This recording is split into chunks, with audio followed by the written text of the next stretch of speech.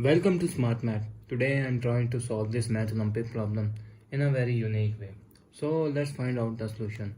So our main equation is x square that is equals to 333 square plus 444 square plus 555 square. So if I wrote our main equation is look like x square that is equals to 33 is become 3 into 111 square plus 4 into 111 square plus 5 into 111 square. So now we are using the power of product rule. The power of product rule is defined as if a and b have same power, this means we are separate out their power, a to the power of n and b to the power of n. So our equation becomes x square that is equals to 3 square into 111 square plus 4 square into 111 square plus 5 square into 111 square.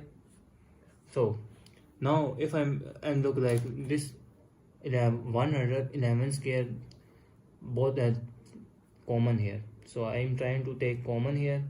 111 take common, so remainder term is 3 square plus 4 square plus 5 square.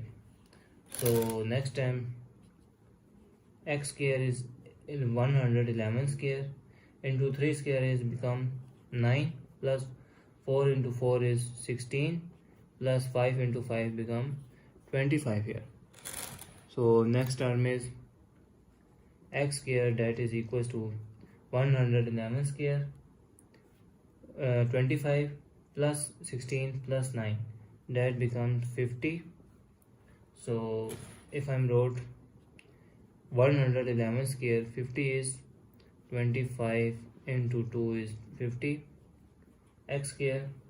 So now take both sides by square root. Apply square root here, square root here. Square root cancel. So this is multiplication term. So both have.